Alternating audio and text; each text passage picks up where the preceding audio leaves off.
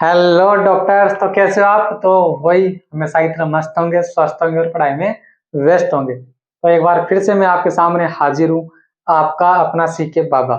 और स्वागत करता हूँ आप एक इस खूबसूरत से प्लेटफॉर्म पर जिसका नाम है ईसीआई नीट। और हमने स्टार्ट क्या कर रखा है, ह्यूमन हेल्थ एंड डिजीज नाम का बड़ा तीन, दो या तीन जिसमें से क्वेश्चन आते हैं हर बार नीट में। पिछले लेक्चर तक हमने पिछले लेक्चर तक हमने क्या देख लिया कि एक्वायर्ड इम्यूनिटी के बारे में थोड़ा सा इंट्रोडक्शन देखा था कि एक्वायर्ड इम्यूनिटी क्या होती है। एक्वायर्ड इम्यूनिटी में हमने ये समझा कि एक्वायर्ड इम्यूनिटी वो इम्यूनिटी है जो कि हमको आफ्टर द बर्थ एक्वायर करनी पड़ती है। आफ्टर द बर्थ एक्वायर करनी पड़ती है।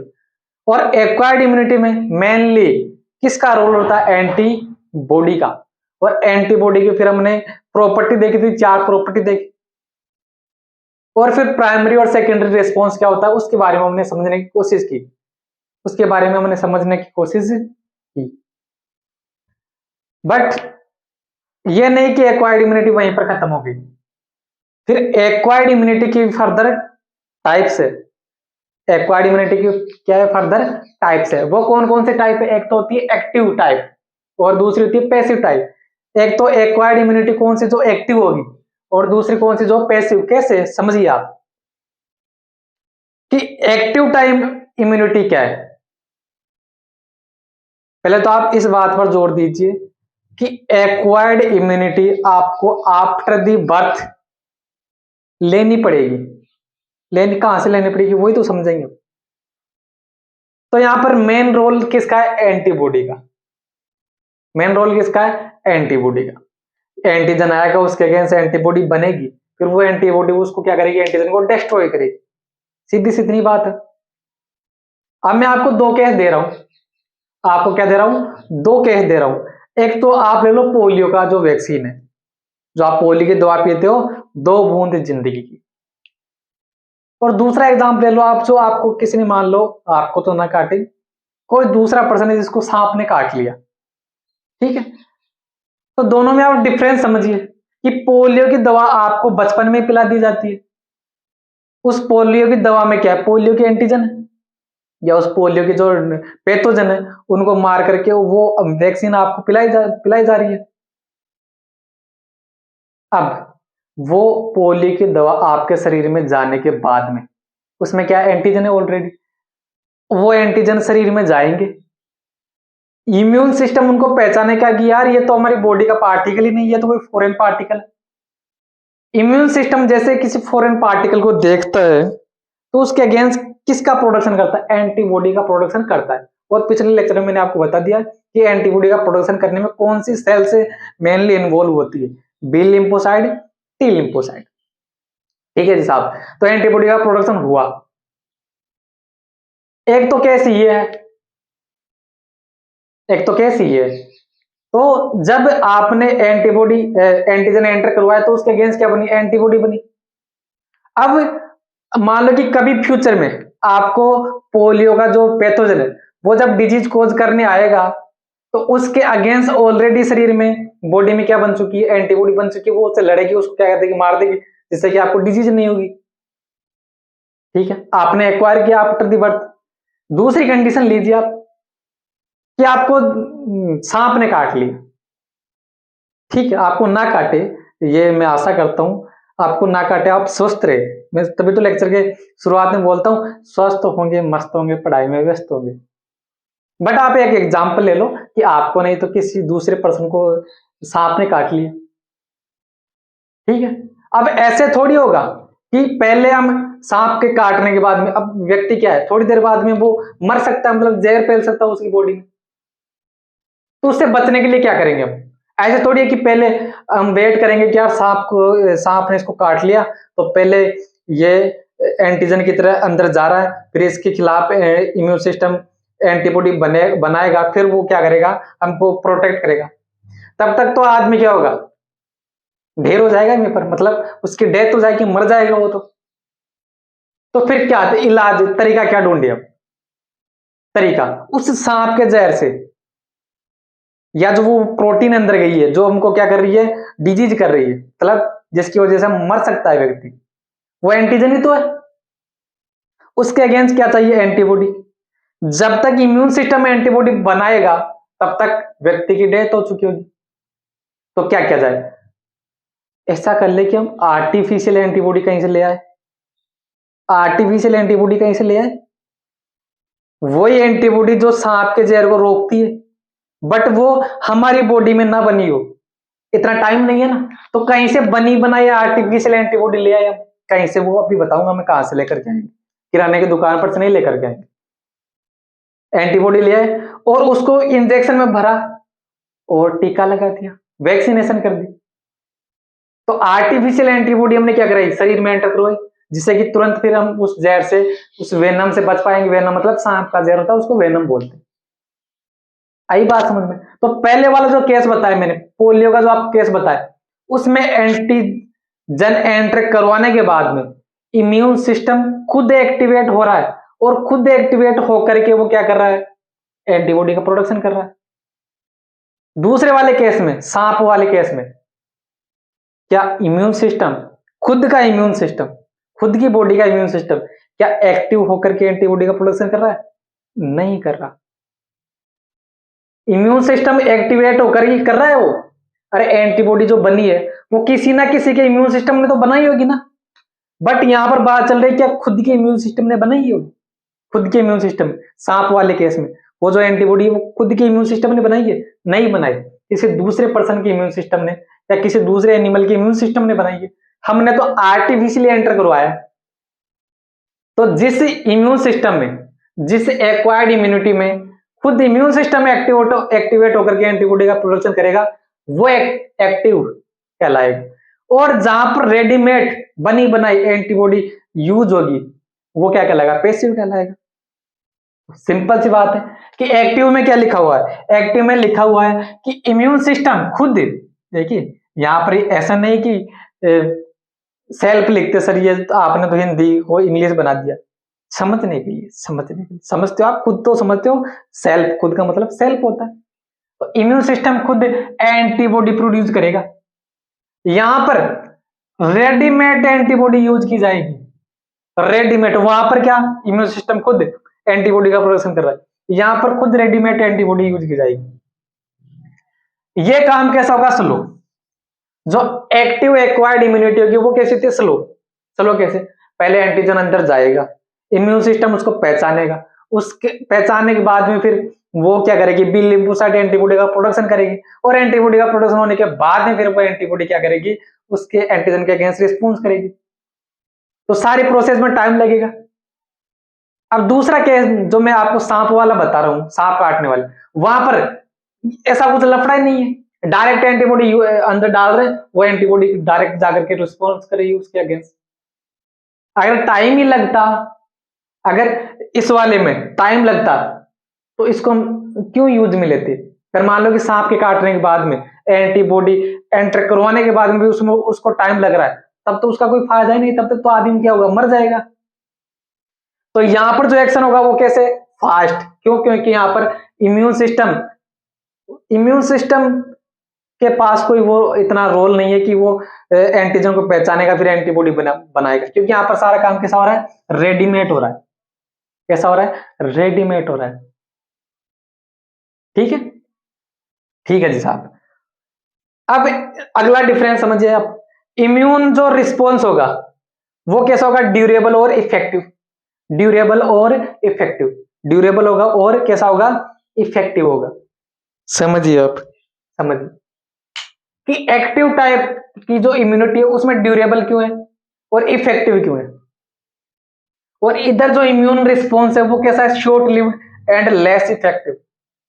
Short lived and less effective. समझिए आप कि एक्टिव में क्या हुआ?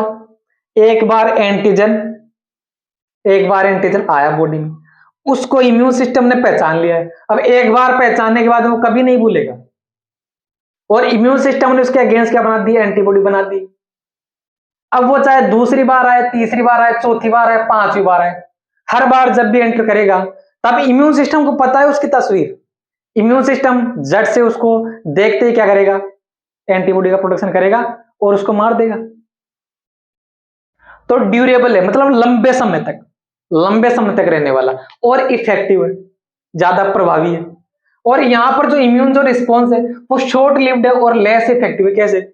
मान लो कि एक बार सांप ने काट लिया, तो आपने जो वैक्सीनेशन करवाई सांप के काटने के बाद में, एक बार करवा ली, इसका मतलब ये नहीं है कि जब दूसरी बार सांप काटेगा तब आपको वैक्सीनेशन करवाने की जरूरत नहीं पड़ेगी। जरूरत पड़ेगी, जितनी बार आपको सांप काटेगा उतनी बार आपको क्या जरूरत पड़ेगी, आपको टीका लगवाने की जरूरत पड़ेगी, आपको एंटीवेनम लगाने की जरूरत पड़ेगी। तो ये क्या है? शॉर्ट लिव्ड है और लेस इफेक्टिव। क्यों? अरे यहां पर इम्यून सिस्टम ने पहचानने का मौका ही नहीं दिया। हमने एंटीजन को इम्यून सिस्टम पहचाने उससे पहले क्या कर दिया? एंटीबॉडी रेडीमेड अंदर डाल करके उसको इनएक्टिव कर दिया।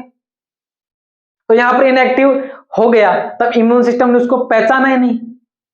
इम्यून सिस्टम ने उसको पहचाना ही नहीं। अरे जब रेडीमेड काम होता है तो आप एक तो मान लो कि कोई काम पूरी प्रोसेस के थ्रू चल रहा है और एक बना बनाया आपको मिल गया, तो ज्यादा इफेक्टिव कौन सा रहेगा? जिसमें टाइम लगा, जिसके पीछे पूरी प्रोसेस लगी है, तो वो ज्यादा इफेक्टिव रहेगा या रेडीमेड ज्यादा इफेक्टिव रहेगा? रेडीमेड ज्यादा इफेक्टिव नहीं रहता है। आजकल आप एक ट्रेंड भी देख रहे हो, डिजिटल बोर्ड वाला। मैं ये नहीं कहता कि भाई डिजिटल बोर्ड है खराब चीज है, बहुत अच्छी चीज है वो, बट हो क्या रहा है आजकल? आजकल क्या हो रहा है कि डिजिटल बोर्ड पर क्या होता है, रेडीमेड बने बनाए नोट्स, जो कि मान लो कि कहीं पर एनसीईआरटी की लाइनें भी नहीं होती, वहां पर विकिपीडिया से इंफॉर्मेशन उठाई और डायरेक्ट वो पीडीएफ में डाल करके क्या कर दी, डिजिटल बोर्ड पर दिखा दी और ऐसे ऐसे आकर के मास दिया। और एक टीचर क्या कर रहा है? खुद लिख रहा है, एनसीईआरटी की लाइनों को निकाल निकाल करके अपने नोट्स बना रहा है, खुद लिख रहा है। तो ज्यादा इफेक्टिव कौन सा है? वही आप समझिए, ज्यादा इफेक्टिव कौन सा है? क्योंकि विकिपीडिया की इंफॉर्मेशन कहीं कहीं पर एनटीए के अकॉर्डिंग वो तो गलत भी हो सकती है। एनटीए किसको फॉलो करता है? एनसीईआरटी को फॉलो करता है। समझ गए मैं क्या कहना चाह रहा हूं? आगे आप खुद समझदार हो, आगे आप क्या हो, खुद समझदार हो। तो जो रेडीमेड काम होगा ना, वो इतना इफेक्टिव नहीं रहता है। और मैंने आपको एक ऐसे नहीं कि आपको एक नॉर्मल एग्जांपल से समझा रहा हूं मैं, मैंने आपको इसके पीछे का रीजन ही बता दिया। क्यों? क्योंकि इम्यून सिस्टम यहाँ पर एंटीजन को नहीं पहचान रहा है, यहाँ बकायदा इम्यून सिस्टम एंटीजन को पहचान रहा है, उसके अगेंस्ट रिस्पॉन्स कर रहा है, एंटीबॉडी का प्रोडक्शन कर रहा है, इसलिए वो क्या है, ड्यूरेबल और इफेक्टिव है। और ये क्या है, शॉर्ट लिव्ड रहेगा। अगर एक बार सांप ने काट लिया तो इंजेक्शन लगाना पड़ेगा, दूसरी बार काटा तब भी लगाना पड़ेगा, तीसरी बार काटा तब भी लगाना पड़ेगा। बट आपने बचपन में पोलियो दवा पी ली ना, एक बार पी ली तो आप जब तक जिंदा हो तब तक आपको पोलियो नहीं हो सकता, अगर आपने वो वैक्सीनेशन करवा रखा है, वो दवा पी रखी। ठीक है, तो वही बात है कि यहाँ पर इम्यूनोलॉजिकल मेमोरी प्रेजेंट होगी, यहाँ पर इम्यूनोलॉजिकल मेमोरी प्रेजेंट नहीं होगी। क्यों? इम्यून सिस्टम एक्टिवेट हुआ था ना, एंटीजन को इम्यून सिस्टम ने पहचाना था, तो जब भी वो आएगा वो एंटीजन आएगा तब भी तो इम्यून सिस्टम बोलेगा यार ये देखा देखा सा लग रहा है, किसी जमाने में पहले भी आया था, तो इसके खिलाफ बनाओ एंटीबॉडी, खत्म करो इसको। बट यहाँ पर इम्यून सिस्टम को तो पहचानने का मौका ही नहीं मिला था, तो यहाँ पर इम्यूनोलॉजिकल जो मेमोरी है वो क्या रहेगी, एब्सेंट रहेगी। ठीक है, अब दोनों यूज कब होंगे? पैसिव वाला कब यूज हो रहा है? ऐसी डिजीज में या ऐसे इन्फेक्शन में होगा जो अचानक होंगे, जैसे सांप को किसी को सांप ने काट लिया, तो वहां पर वो मतलब अचानक हुआ है ना काम, या उसमें डेथ भी हो सकती है थोड़ी देर बाद में व्यक्ति की, तो उसमें रेडीमेड एंटीबॉडी, वहां पर इतना टाइम नहीं है ना, जहां पर टाइम नहीं है तो व्यक्ति को बचाना है, तो वहां पर ये इम्यून सिस्टम पैसिव इम्यूनिटी वहां पर यूज होगी। एक्टिव इम्यूनिटी क्या कहां पर यूज होगी? जहां पर किसी पर्सन की अगर हमको इम्यूनिटी बढ़ानी है तो वहां पर एक्टिव टाइप यूज होगी। इम्यूनिटी बढ़ानी है मतलब, अरे इम्यूनिटी बढ़ानी है इसका मतलब समझ में नहीं आया? अरे पोलियो की दवाई पी तो हमें पोलियो के अगेंस्ट रेजिस्टेंस हो गई कि नहीं? कोविड का टीका लगाया तो कोविड के अगेंस्ट रेजिस्टेंस हो गई कि नहीं? तो इससे हमारी इम्यूनिटी बढ़ी या फिर कम हुई? बढ़ी ना। तो जो रोग होने से पहले टीके लगाए जाते हैं वो किस लिए लगाए जाते हैं? वो इम्यूनिटी को बढ़ाने के लिए लगाए जाते हैं। तो यहाँ पर नीचे आप लिख लेना, यहाँ पर ये किस लिए यूज होती है? इम्यूनिटी को बढ़ाने के लिए। और ये कैसे कहां पर यूज होती है? अक्यूट इन्फेक्शन में यूज होती है, ऐसी डिजीज जो मतलब अचानक से होती है, जैसे सांप काट ले किसी को या फिर किसी को कुत्ते ने काट लिया, तो वहां पर फिर क्या यूज होगा? ARS, anti rabies syrup. तो आगे चल रहे हैं, वो आगे आएगा, वो भी मैं आपको बताऊंगा। कहां पर वीनम लगेगा, कहां पर ARS लगेगा। तो ये एक्वायर्ड इम्यूनिटी क्या थी, फिर टाइप थे, एक्टिव टाइप और पैसिव टाइप। अब फर्दर एक्टिव के भी दो टाइप है, एक्टिव के भी क्या कितने टाइप है, दो, नेचुरल और आर्टिफिशियल। फिर इसके और पैसिव के भी दो टाइप है, एक तो नेचुरल और एक आर्टिफिशियल। तो इन दोनों के भी फिर फर्दर दो दो टाइप दे रखे हैं, तो वो भी हमको समझने पड़ेंगे। तो आप पहले इसको नोट कर लो, फिर मैं आपके सामने वापस वो समझाने की कोशिश करता हूं कि इन दोनों के दो टाइप कौन से और इन दोनों के दो टाइप कौन से और उनमें डिफरेंस क्या है। तो आप इसको नोट कर लो। हाँ, तो डॉक्टर्स हमने क्या देख लिया कि जो एक्वायर्ड इम्यूनिटी उसके दो टाइप तो देख ली कि एक तो एक्टिव टाइप की और दूसरी पैसिव टाइप। बट मामला यहीं पर खत्म नहीं होता है, एक्टिव और पैसिव के भी फर्दर दो दो टाइप दे रखे हैं, फर्दर दो दो टाइप दे रखे हैं, फर्दर दो दो टाइप। तो आपको ज्यादा कंफ्यूज नहीं होना है, सीधी एक लाइन याद रखनी है जो मैंने पहले बता दिया कि एक्टिव जो एक्वायर्ड इम्यूनिटी होगी उसमें खुद का इम्यून सिस्टम क्या करेगा, एंटीबॉडी का प्रोडक्शन करेगा। किसका, खुद का एंटीबॉडी का प्रोडक्शन तो उसमें भी होता है, पैसिव में भी होता है, बट वहां पर खुद का इम्यून सिस्टम एंटीबॉडी का प्रोडक्शन नहीं करता, किसी दूसरे का करता है। तो एक्टिव में क्या है, जिसमें खुद का इम्यून सिस्टम क्या कर रहा हो, एंटीबॉडी का प्रोडक्शन कर रहा हो, उसको क्या बोलेंगे हम, एक्टिव। तो फिर जो दोनों इसके टाइप है, नेचुरल और आर्टिफिशियल, इसी के टाइप है वो, तो मतलब इन दोनों में भी एंटीबॉडी का प्रोडक्शन खुद का इम्यून सिस्टम में कर रहा होगा। तो फिर इनको दो अलग अलग टाइप के बेस पर क्लासिफाई कैसे किया, मतलब किसके बेस पे क्लासिफाई किया, तो सुनना आप ध्यान से। मान लो कि पैथोजन जो एंटर करता है आपकी बॉडी में, वो दो तरीके से एंटर कर सकता है। दो तरीके से मतलब एक तो नाक से और एक मुंह से, और ऐसे नहीं, ये तो रास्ते हैं। दो तरीके देखिए कि एक तो जो पैथोजन है वो अपने आप एंटर करे आपकी बॉडी में और आपको कोई भी डिजीज कोज कर दे, और उसके अगेंस्ट फिर आपका इम्यून सिस्टम क्या बना लेगा, एंटीबॉडी बना लेगा। तो एक रास्ता तो ये है। दूसरा रास्ता ये है कि जो पैथोजन है उसको हमने मार दिया, या उसकी जो पैथोजेनेसिस की जो कैपेसिटी थी उसको हमने क्या कर दिया, कम कर दिया। अब हम उसको वैक्सीनेशन के थ्रू बॉडी के अंदर एंटर करवा रहे हैं। तो जैसे वो बॉडी के अंदर एंटर करेगा तो एंटीबॉडी का प्रोडक्शन तो उसके अगेंस्ट भी होगा। आई कि नहीं बात समझ में? तो दोनों कंडीशन में एंटीबॉडी का प्रोडक्शन किसने किया, इम्यून सिस्टम ने किया, खुद के इम्यून सिस्टम ने किया। तो किसका टाइप हो गया वो, एक्टिव टाइप का, मतलब जो जिसमें खुद का इम्यून सिस्टम एंटीबॉडी का प्रोडक्शन करेगा, तो एक्टिव टाइप की इम्यूनिटी वो। बट जो पहले वाला एग्जांपल मैंने बताया उसमें जो पैथोजन है वो अपने आप नेचुरल तरीके से बॉडी के अंदर जा रहा है, इन्फेक्शन कर रहा है, उसके फिर अगेंस्ट फिर जो इम्यून सिस्टम वो एंटीबॉडी का प्रोडक्शन कर रहा है। तो वो कौन सी एक्वायर्ड इम्यूनिटी हुई, नेचुरल टाइप की, मतलब सॉरी एक्टिव तो है वो, एक्टिव तो है वो, बट वो कौन सी है, नेचुरल टाइप की। नेचुरल टाइप का मतलब ड्यूरिंग नेचुरल इन्फेक्शन, बताया ना, इन्फेक्शन भी दो तरीके से हो सकता है, एक तो अपने आप जाए वो, एक दूसरा हम वैक्सीनेशन के इंजेक्शन के अंदर उसको भर करके बॉडी के अंदर एंटर करवाए, तो फिर वो तो आर्टिफिशियल हो गया ना। तो ड्यूरिंग नेचुरल इन्फेक्शन क्या होगा, इन्फेक्शियस सब्सटेंस जिसको पैथोजन भी बोलते हैं वो एंटर करेगा बॉडी के अंदर। कहां पर एंटर करेगा, बॉडी के अंदर एंटर करेगा, और जैसे ही बॉडी के अंदर एंटर करेगा तो इम्यून सिस्टम उसके अगेंस्ट क्या बना देगा, एंटीबॉडी का प्रोडक्शन कर देगा। ठीक है, तो यहां पर हमने कुछ किया क्या, बाहर से कुछ किया गया, आर्टिफिशियल क्या होता है, कृत्रिम, जिसमें हमारा कुछ योगदान हो, बाहर से हमारी कुछ उलटफेर किया हो उसमें। तो इसमें कुछ नहीं करने की जरूरत पड़ी, मतलब अपने आप पैथोजन आ रहा है, अपने आप इम्यून सिस्टम क्या कर रहा है, एंटीबॉडी का प्रोडक्शन कर रहा है, तो नेचुरल तरीके से हो गया वो सारा का सारा काम। दूसरा समझिए आप आर्टिफिशियल, आर्टिफिशियल नाम है तो यहाँ पर ह्यूमन का इन्वॉल्वमेंट होगा। आर्टिफिशियल में क्या होगा, ह्यूमन का इन्वॉल्वमेंट होगा। वही तो वैक्सीनेशन के थ्रू क्या करते हैं हम, कोई भी जो पैथोजन है उसको मार करके जिंदा एंटर करवाएंगे तो वो तो फिर डिजीज कोज कर देगा ना। तो पैथोजन को मार करके या उसकी जो पैथोजेनेसिस जो कैपेसिटी है उसको कम करके इंजेक्शन के थ्रू बॉडी के अंदर एंटर करवाया जाता है। अब इससे होगा क्या कि उस वो डिजीज तो कोज करेगा ही नहीं, क्योंकि वो मरा हुआ है, या फिर उसकी जो रोग करने की क्षमता है वो हमने ऑलरेडी पहले ही कम कर दी। बट इम्यून सिस्टम के लिए वो क्या है, फॉरेन पार्टिकल है, तो उसके अगेंस्ट इम्यून सिस्टम क्या बनाएगा, एंटीबॉडी बनाएगा। तो इससे फायदा क्या हो गया, डिजीज हुई नहीं, एंटीबॉडी पहले बना ली। डिजीज हुई नहीं, एंटीबॉडी पहले ही बना ली। तो मतलब जब वो सच में जब वो पैथोजन डिजीज करने आएगा बाद में, फ्यूचर में, किसी जमाने में, फ्यूचर में, जैसे पोलियो में क्या करते, पहले लगा लेते ना, पोलियो का जो वैक्सीन वो पहले पी लेते, तो एंटीबॉडी बन जाती है। अब जब वो पोलियो का जो जो भी पैथोजन है वो जब डिजीज कोज करने आएगा, तो उसके अगेंस्ट पहले इम्यून सिस्टम ने क्या बना रखी है, एंटीबॉडी बना रखी है।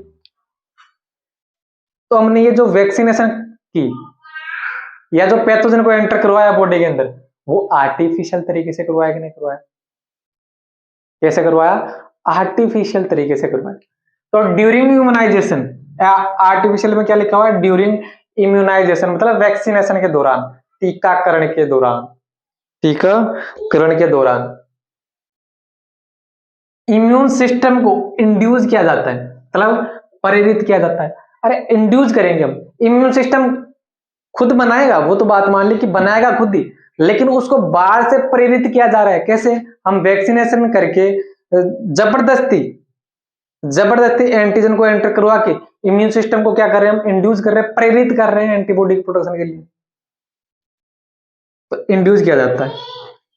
और for the production of antibody, वो इंड्यूस किसके लिए किया जाता है, for the production of antibody. Example इसके क्या क्या है, डीपीटी वैक्सीन, नाम तो आपने सुना होगा, डीपीटी वैक्सीन। डीपीटी मतलब ये जो वैक्सीन है वो 3 रोगों के रोकने के लिए लगाई जाती है। डी का मतलब डिप्थीरिया, डी का मतलब डिप्थीरिया, पी का मतलब पर्ट्यूसिस, और टी का मतलब टेटनस। 3 रोगों से बचने के लिए जो डीपीटी वैक्सीन लगाई जाती है वो कौन सी है, एक्टिव टाइप की तो है वो, बट कौन सी है वो, आर्टिफिशियल। ठीक है, तो ये हुआ किसका, एक्टिव का। पैसिव में आइए आप। अब जैसे पैसिव का नाम आए तो आपको याद रखना है, यहाँ पर एंटीबॉडी का प्रोडक्शन खुद का इम्यून सिस्टम नहीं करेगा। खुद का एंटीबॉडी का प्रोडक्शन तो होगा, बट खुद का इम्यून सिस्टम नहीं करेगा। अरे उस एंटीबॉडी का प्रोडक्शन किसी ना किसी ने तो किया ही होगा, हमने नहीं तो किसी दूसरे ने किया होगा। ऐसे थोड़ी है कि कहीं पर वो बनी बनाई मिल जाएगी हमको। तो पैसिव में क्या होगा कि खुद का इम्यून सिस्टम एक्टिव ना होकर के एंटीबॉडी का प्रोडक्शन करेगा। उसके भी फिर फर्दर 2 टाइप है, एक तो नेचुरल और एक आर्टिफिशियल। नेचुरल और आर्टिफिशियल, जरा गौर करना आप, जरा आप गौर करना कि जब जो नवजात होता है, जो इन्फेंट होता है, जब वो फीडिंग करता है, मतलब जो दूध पीता है, तो दूध में IgA टाइप की एंटीबॉडी प्रेजेंट होती है। कौन सी, IgA टाइप की एंटीबॉडी प्रेजेंट होती है। तो वो मदर से डायरेक्ट किसके पास जा रही है, इन्फेंट के पास जा रही है कि नहीं, आई बात समझ में। तो एंटीबॉडी डायरेक्ट कहां पर गई, बॉडी के अंदर गई। यहां पर उस नवजात की, इन्फेंट के इम्यून सिस्टम ने खुद ने एक्टिव होकर के क्या एंटीबॉडी का प्रोडक्शन किया, नहीं किया, उसको रेडीमेड मिल गई। कैसे मिल गई, बनी बनाई मिल गई। आई बात समझ। तो नेचुरल का मीन क्या है, नेचुरल का मीन क्या है, नेचुरल का मीन कैसे, यहां पर जो एंटीबॉडी का मतलब जो जाएगी बॉडी के अंदर, जो एंटीबॉडी जाएगी, अब वो किसी दूसरे ने बनाई है, वो बनाई तो किसी दूसरे ने नहीं है, बट जो वो एंटीबॉडी जाएगी ना, तो वो ऑटोमेटिक बिना वैक्सीनेशन के थ्रू, बिना वैक्सीनेशन के थ्रू बॉडी के अंदर इंसर्ट हो जाएगी। एक और एग्जांपल लो आप, कि नेचुरल का एक और एग्जांपल लो, कि जब मदर होती है प्रेगनेंसी के ड्यूरिंग, उसके जब गर्भ में फीटस होता है, फीटस मतलब अरे जन्म से पहले फीटस बोलते हैं, जन्म के बाद में इन्फेंट बोलते हैं। तो मदर के पास क्या होता है, फीटस होता है, उसके गर्भ में, उसके यूट्रस में, तो आपस में दोनों प्लेसेंटा के थ्रू जुड़े रहते हैं कि नहीं जुड़े रहते, जुड़े रहते। तो मदर के अंदर एंटीबॉडी प्रेजेंट थी, तो उस एंटीबॉडी में से 5 टाइप की एंटीबॉडी होती है। तो उन पांचों टाइप के एंटीबॉडी में से एक एंटीबॉडी जिसका नाम होता है आईजीजी, कौन सी एंटीबॉडी? आईजीजी, तो वो प्लेसेंटा के थ्रू मदर से किस में ट्रांसफर हो जाती है? फीटस में ट्रांसफर हो जाती है। ठीक है बात। तो फीटस के पास एंटीबॉडी पहुंच गई क्या? फीटस के इम्यून सिस्टम ने खुद ने बनाई? नहीं बनाई। तो खुद ने नहीं बनाई तो किसका एग्जाम्पल? पैसिव का। और यहां पर हमने कुछ उलटफेर करने की कोशिश की क्या? क्या हमने उसको वैक्सीनेशन के थ्रू जबरदस्ती एंटर करवाया? नहीं करवाया। तो नेचुरली हुई है, तो नेचुरल। तो पैसिव नेचुरल, तो जो ऑटोमेटिक होगा वो कौन सा? नेचुरल, जो नेचुरल तरीके से होगा। तो मदर से फीटस में जो एंटीबॉडी जाती है वो कौन सी होती है? आईजीजी टाइप की। कैसे जाती है? Through the placenta. और एक और एग्जांपल जो मैंने पहले बता दिया आपको, मदर से इन्फेंट में। देखिए मदर से फीटस में कौन सी जा रही है? आईजीजी। और मदर से इन्फेंट में कौन सी जाती है? आईजीए टाइप की, थ्रू द मिल्क। मिल्क के थ्रू जब वो मिल्क पिएगा बच्चा, तब उसके अंदर क्या हो जाएगी? आईजीए एंटीबॉडी चली जाएगी ऑटोमेटिक, नेचुरल तरीके से। ठीक है जी साहब, तो ये हमने नेचुरल समझ लिया। अब पैसिव आर्टिफिशियल क्या है?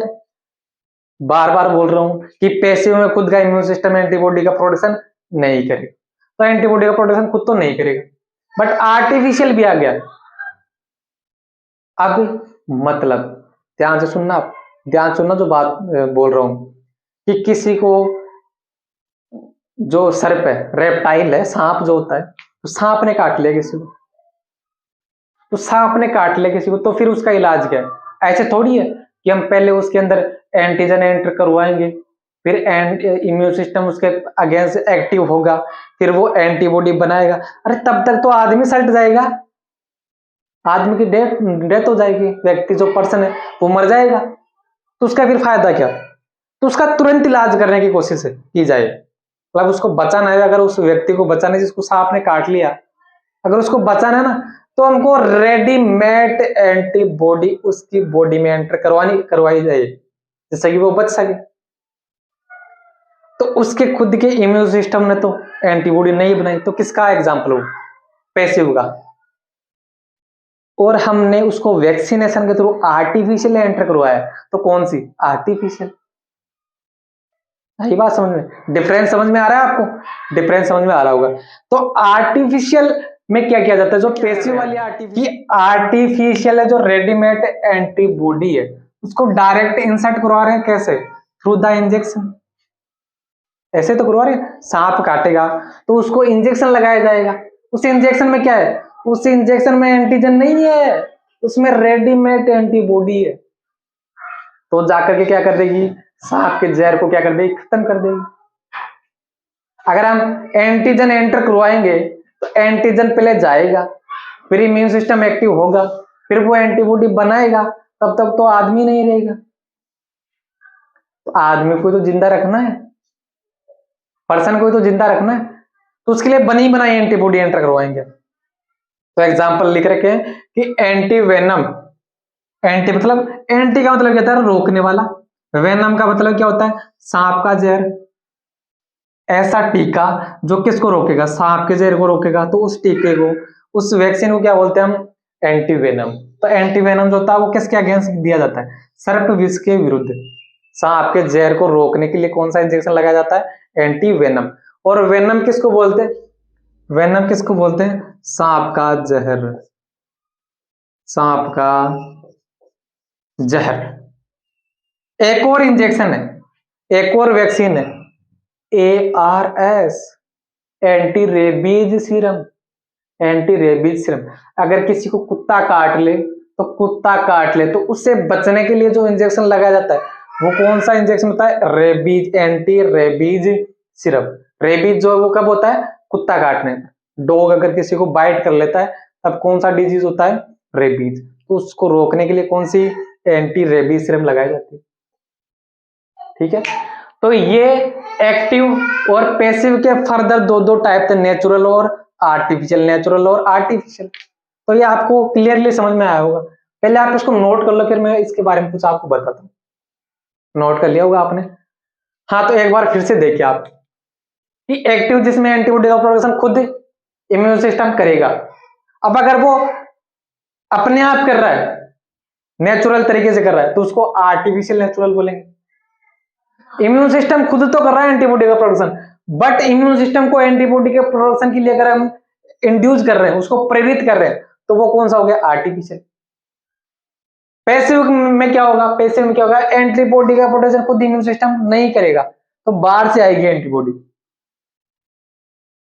अगर वो नेचुरल तरीके से आ रही है, जैसे माँ से इन्फेंट, माँ से फीटस में प्लेसेंटा के थ्रू वो नेचुरल आ रही है, हम उसको कहीं हम थोड़ी ट्रांसफर कर रहे हैं उसको, तो वो नेचुरल तरीके से आ रही है, तो पैसिव नेचुरल।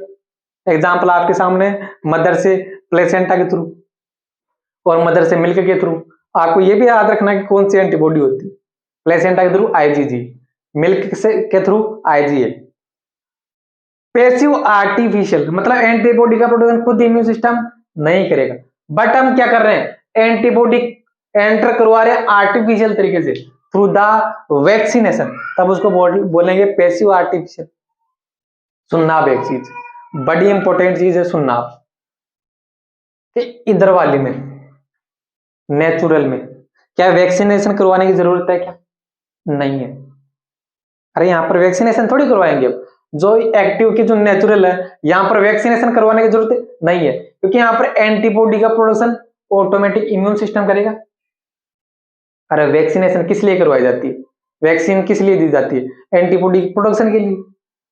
तो यहाँ पर तो ऑटोमेटिक जो एंटीजन वो एंटर कर रहा है, इम्यून सिस्टम ऑटोमेटिक क्या कर रहा है? एंटीबॉडी का प्रोडक्शन कर रहा है, तो यहाँ पर भी वैक्सीन नहीं लगेगी। इधर वाली जो नेचुरल है, उसमें भी क्या वैक्सीन लगवाने की जरूरत पड़ रही है? नहीं पड़ रही। और जहां पर नेचुरली हो गया, तो वहां पर वैक्सीन की जरूरत नहीं पड़ेगी। तो नेचुरल दोनों में वैक्सीन की जरूरत नहीं पड़ेगी।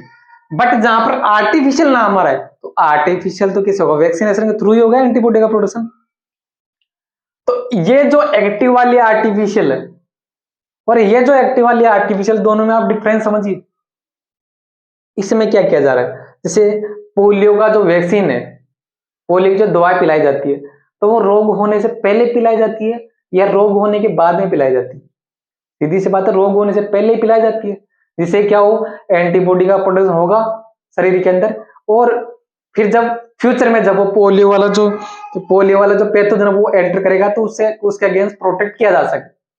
तो ये जो होगा, यहां पर जो वैक्सीनेशन करवाया जा रहा है, वो रोग होने से पहले करवाया जा रहा है। रोग होने से पहले करवाया जा रहा है किसके लिए? रोग को रोकने के लिए।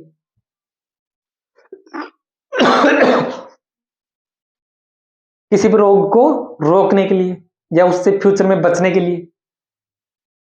यहां पर देखिए आप, आर्टिफिशियल यहां पर एंटर क्या करवा रहे हैं? हम एंटीबॉडी एंटर करवा रहे हैं डायरेक्ट वैक्सीनेशन के थ्रू। तो ये जो करवा रहे हैं हम, रोग को रोकने, रोग होने से पहले या रोग होने से बाद में।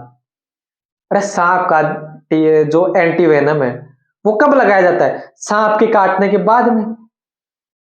ARS लगाया जाता है, वो कब लगाया जाता है? कुत्ता काटने के बाद में। मतलब रोग तो हो चुका है, एंटीजन तो एंटर कर चुका है, अब उसको रोकने के लिए, रोग होने के बाद में उसको रोकने के लिए ये वैक्सीनेशन की जाएगी।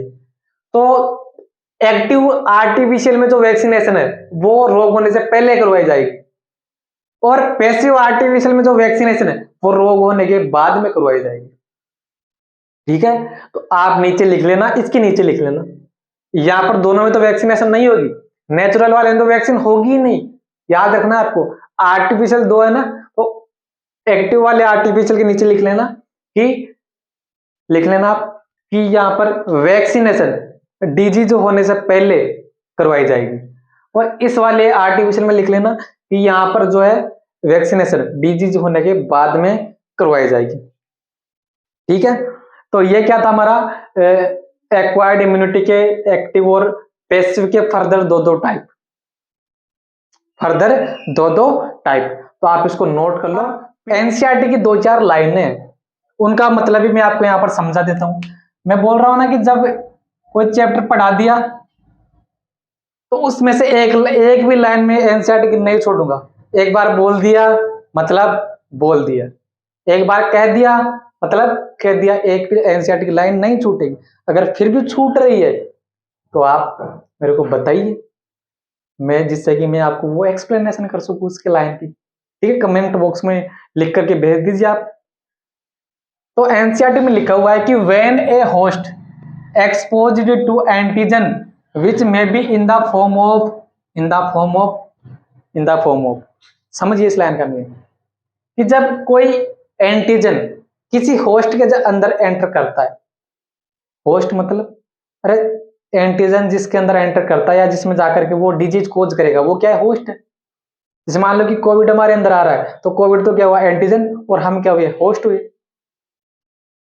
ठीक है, तो जब एंटीजन क्या, एंटीजन जो है होस्ट के अंदर एंटर करता है, या जब होस्ट एंटीजन का सामना करता है, तब वो जो एंटीजन है वो कौन कौन सी फॉर्म में रह सकता है, वो लिविंग हो सकता है, वो लिविंग हो सकता है, वो डेड माइक्रोब्स हो सकता है, या वो किसी अदर प्रोटीन फॉर्म में हो सकता है। समझ नहीं आया कैसे हो? अभी मैंने आपको बताया एक्वायर्ड की जो एक्टिव टाइप की जो नेचुरल इम्यूनिटी थी, कौन सी, एक्टिव टाइप में नेचुरल जो थी, उसमें क्या हो रहा था, कोई माइक्रो ऑर्गेनिज्म या पैथोजन आकर के डायरेक्ट हमको क्या कर रहा था, डिजीज कोज कर रहा था कि नहीं, और डिजीज कोज करने के बाद में उसके अगेंस्ट क्या बन रही थी, एंटीबॉडी बन रही थी। तो वो जो माइक्रोब्स या जो पैथोजन था वो कैसे था, लिविंग था या नॉन लिविंग, लिविंग था। तो लिविंग वाला कॉन्सेप्ट क्लियर हो गया कि एंटीजन लिविंग तो हो सकता है। नॉन लिविंग कहां पर था, अभी तो बताया, एक्वायर्ड के अंदर एक्टिव में आपको जो मैंने आर्टिफिशियल बताई, उसमें हम क्या कर रहे थे, मरे हुए माइक्रो ऑर्गेनिज्म इंजेक्शन के थ्रू, वैक्सीनेशन के थ्रू बॉडी के अंदर एंटर करवा रहे कि नहीं, एंटर करवा रहे बॉडी के अंदर। तो वो क्या हो गए, डेड माइक्रोब्स वाले हो गए। डेड माइक्रो, वो जो एंटीजन वो डेड माइक्रोब भी हो सकता है। फिर सर जब वो मरा हुआ है तो उसका बेनिफिट क्या हुआ, अरे पहले थोड़ी देर पहले तो बताया कि वो मरा हुआ है, बट वो बॉडी के लिए क्या है, फॉरेन पार्टिकल है, तो बॉडी तो उसके अगेंस्ट में एंटीबॉडी बनाएगी। तो वो लिविंग भी हो सकता है, डेड माइक्रोब्स भी हो सकता है, पर प्रोटीन का क्या चक्कर है, तो माइक्रो ऑर्गेनिज्म है पैथोजन, करता क्या है बॉडी के अंदर जाने के बाद, वो कुछ प्रोटीन बनाएगा, उस प्रोटीन की वजह से हमारे अंदर डिजीज कोज होगी। तो आपको मैं आगे चल करके वैक्सीनेशन के टाइप भी बताऊंगा, पहली पीढ़ी के टीके, दूसरी पीढ़ी के मतलब प्राइमरी जनरेशन के टीके, दूसरी जनरेशन के टीके, ऐसे। तो मान लो कि हमने वो जो पैथोजन है वो जिस प्रोटीन के थ्रू डिजीज कोज करता है, जिस प्रोटीन के थ्रू इन्फेक्शन फैलाता है, वो उस प्रोटीन को ही क्या कर रहे हैं हम, कम मात्रा में, उस प्रोटीन को कम मात्रा में बॉडी के अंदर क्या करवा रहे हैं, इंसर्ट कर रहे हैं। और फिर इंसर्ट करने के बाद में वो प्रोटीन भी क्या है, एक एंटीजन की तरह क्या करेगी, एक्ट करेगी बॉडी में, और बॉडी उसके अगेंस्ट क्या बनाएगी, एंटीबॉडी बनाएगी। तो वो एंटीजन वो प्रोटीन फॉर्म में भी हो सकता है, वो एंटीजन प्रोटीन फॉर्म में भी हो सकता है। ठीक है जी साहब, ये समझ में आ गया इतना लाइन। एक और दूसरी लाइन है एनसीईआरटी की कि लैक्टेशनल या दुग्ध स्त्रावण, मतलब प्रेगनेंसी के बाद जब मतलब जो मदर है वो फीडिंग कराएगी, मतलब जब मिल्क आएगा मेमरी ग्लैंड के थ्रू, जब मिल्क बाहर आएगा, तो जब इनिशियल डेज में मतलब प्रेगनेंसी के बाद में इनिशियल डेज में या प्रारंभिक दिनों में, शुरुआत के दिनों में जो मिल्क आता है उसको क्या बोलते हैं, कोलोस्ट्रम बोलते हैं। हिंदी में क्या बोलते हैं इसको, पीयूष, क्या बोलेंगे, पीयूष, वो ग्रंथि नहीं, मिल्क को क्या बोलेंगे, कोलोस्ट्रम, जो शुरुआती दिनों में आएगा। और उसकी खास विशेषता क्या है कि उसमें अबंडेंट एंटीबॉडी, मतलब अत्यधिक मात्रा में एंटीबॉडी पाई जाती है। और वो कौन सी एंटीबॉडी पाई जाती है अत्यधिक मात्रा में, आईजीए टाइप की। और उसका कलर कैसा होता है, येलो कलर। ठीक है, तो ये कोलोस्ट्रम की क्या है खास विशेषता, उसमें अत्यधिक मात्रा में आईजीए एंटीबॉडी पाई जाएगी, और साथ में उसका कलर कैसा होगा, येलो कलर होगा उसका। तो ये एनसीईआरटी की लाइन थी, मैंने आपको ये समझा दी। अब आप सोच रहे हो कि बार बार इस माइक को कैसे देख, मैं लेक्चर चौथी पांचवी बार शूट कर रहा हूँ, क्योंकि बीच में 3-4 बार तो ये माइक बंद हो गया, जिसकी वजह से मेरे को चौथी बार मतलब फोर्थ टाइम जाकर के ये लेक्चर कंप्लीट हो रहा है। ठीक है, तो समझिए आप मेरी पीड़ा को, मेरे दुख को समझिए। हाँ, ये समझ में आ गया। अब 5 मिनट पहले, 10 मिनट पहले मैंने आपको एक चीज बताई थी, एक बात बताई थी कि जो पैसिव इम्यूनिटी है उसमें खुद का इम्यून सिस्टम एंटीबॉडी का प्रोडक्शन नहीं करता, तो फिर किसी ना किसी का इम्यून सिस्टम तो एंटीबॉडी का प्रोडक्शन कर रहा होगा ना। तो वो कैसे करता है, जैसे मान लो कि मैंने एंटीवेनम का ही मैं आपको एग्जांपल ले रहा हूं कि क्या करते हैं कि कुछ मात्रा में, सम अमाउंट, बहुत कम मात्रा में वेनम लेकर के, सांप का जो जहर है वो लेकर के किसके अंदर एंटर करवाया जाता है, घोड़े के अंदर। ये मान लो कि घोड़ा है, मान लो आप घोड़ा, तो वो वेनम किसके अंदर एंटर करवाया जाता है, घोड़े के अंदर। कम मात्रा में होगा, जिससे कि इतना भी नहीं करेंगे जिससे घोड़ा ही मर जाए, तो कम मात्रा में होगा। अब वो वेनम एंटीजन की तरह काम करेगा कि नहीं घोड़े के अंदर, हॉर्स के अंदर, और हॉर्स का इम्यून सिस्टम उसके अगेंस्ट क्या बनाएगा, एंटीबॉडी बनाएगा। और एंटीबॉडी बनाएगा तो उस एंटीबॉडी को हम बाहर निकाल लेंगे, और उस एंटीबॉडी को बाहर निकालने के बाद में किसके अंदर इंसर्ट करवा देंगे, ह्यूमन के अंदर, वैक्सीनेशन के थ्रू एंटर करवा देंगे। अरे तो वो एंटीबॉडी तो मतलब सांप का जो जहर है वेनम, उसके अगेंस्ट तो है। अब चाहे उसको घोड़े में एंटर कराओ, चाहे गधे में एंटर कराओ, चाहे ह्यूमन में एंटर कराओ, मारेगी वो वेनम को ही, मतलब वेनम के इन्फेक्शन को रोकेगी वो। तो ऐसे क्या किया जाता है, हम आर्टिफिशियल तरीके से क्या करते हैं, एंटीबॉडी का प्रोडक्शन करते हैं। ठीक है, तो डॉक्टर्स, तो आपको ये लेक्चर समझ में आया होगा, जिसमें हमने कंप्लीटली क्या है कि जो एक्वायर्ड इम्यूनिटी है उसके टाइप को समझ लिया। और अब आप एनसीईआरटी की रीडिंग लगाओगे तो एक एक लाइन आपको समझ में आएगी। तो ऐसे ही डॉक्टर्स तो हंसते रहे, मुस्कुराते रहे, स्वस्थ रहे, मस्त रहे। मिलेंगे अगले लेक्चर में, तब तक के लिए थैंक यू वेरी मच।